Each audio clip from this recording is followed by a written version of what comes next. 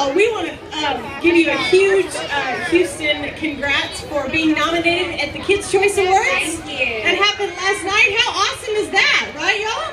Woo! That's so great. Did you guys watch the Kids' Choice Awards? Yes, that was so cool. So tell us about that. What was that experience like? Anything crazy happened backstage? Slimy. Everyone got slimy. Yeah, it was fun. It was great. The music was great, and the people were cool. And I saw some people I hadn't seen in a while, from old friends to people I used to work with on Sweet Life, to Victoria Justice, who I knew when she was on Zoe 101, and I was like on my first show. And now, people like Adam Sandler and Mark Wahlberg was like, "Hey, how you doing? It's good to see you. I remember you."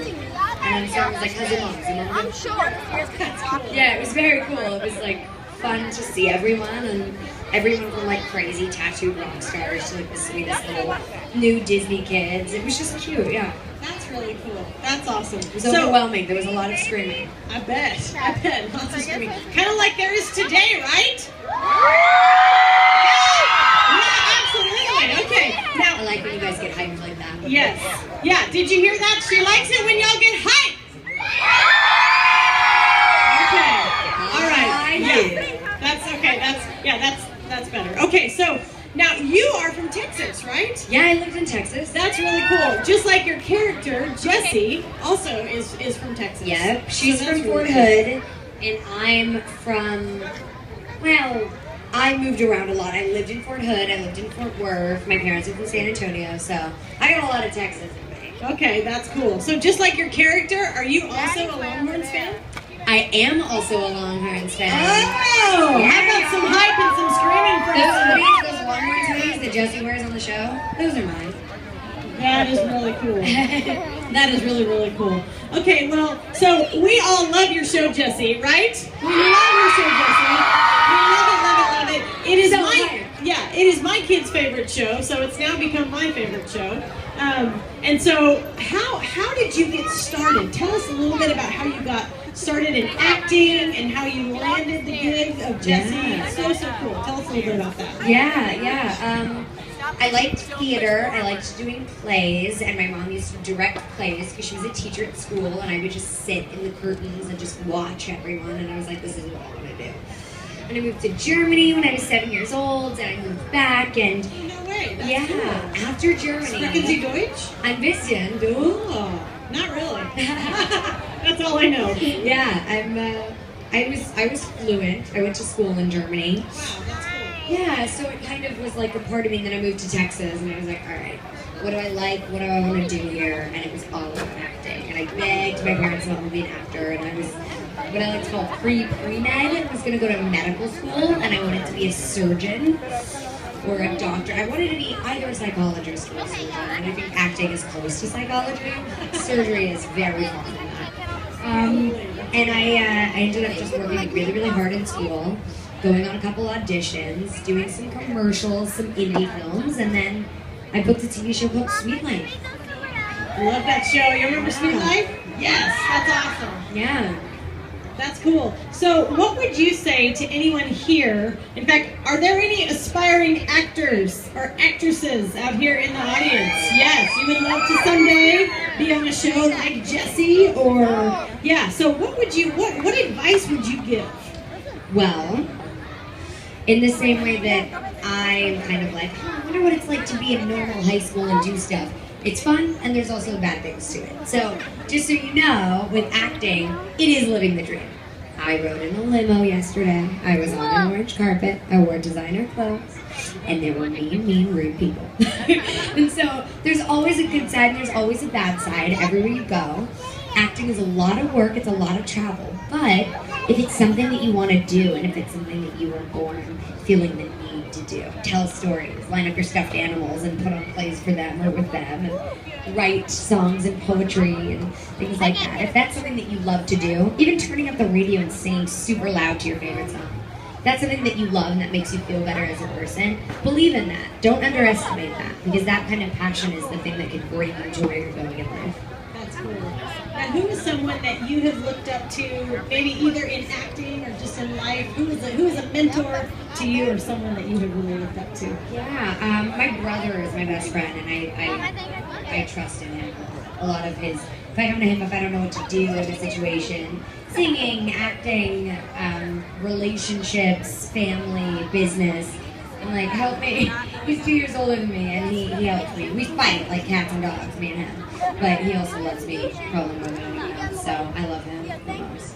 That's cool. Now, is there an actor or an actress that you either look up to and or would love to work with someday? Yeah, I love like Emma Stone and Jennifer Lawrence and people like that. And I don't know. There's like actresses named like Juno Temple and like little ones that you guys would like know their faces but you wouldn't know their names. I kind of like those people.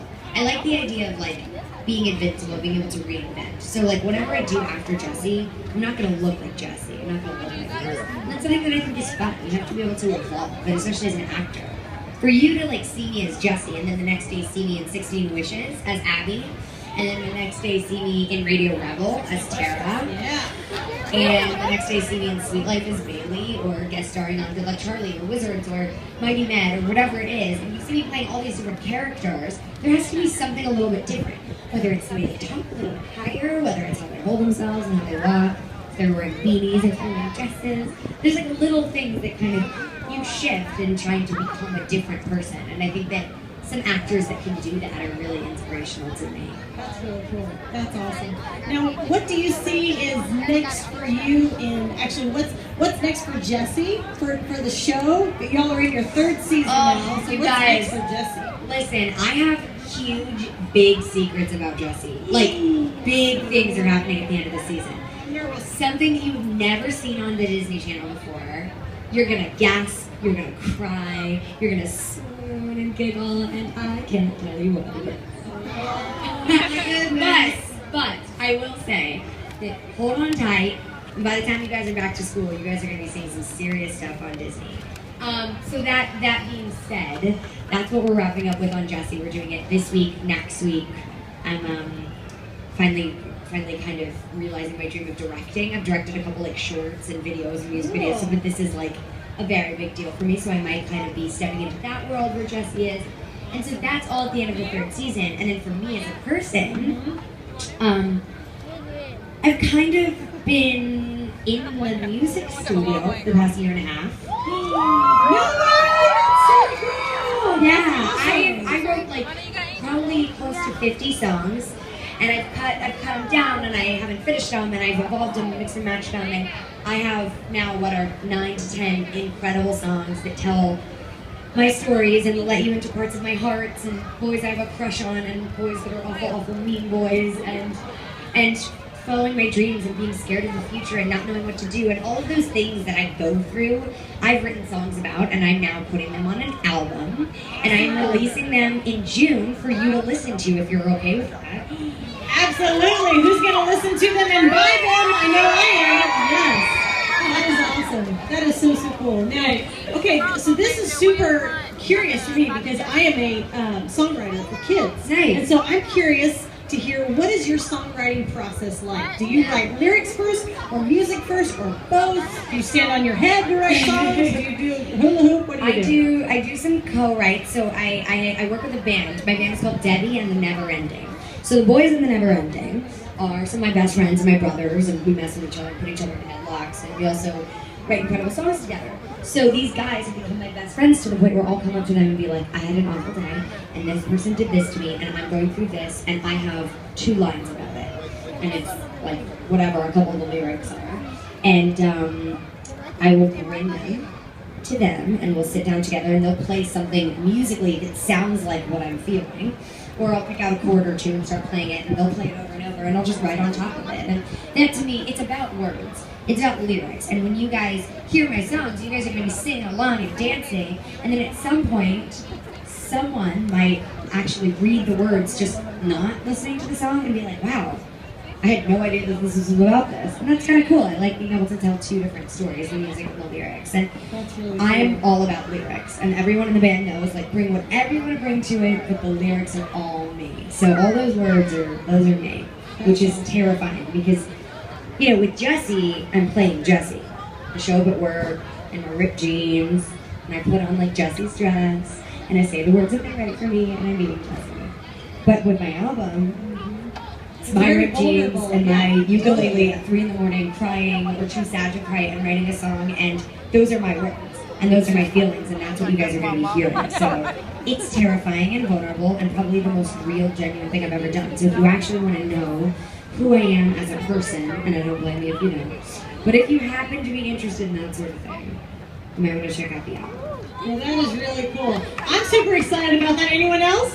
That is awesome. That is really, really cool. So that's going to release in June, you said? June 24th. It's called One. Okay, One. The album is called One, and we're going to be releasing a couple songs first and then a couple songs later, so I'm just always giving stuff away. And I'm always, are you guys ever on YouTube? Do you ever see YouTube videos? Yes!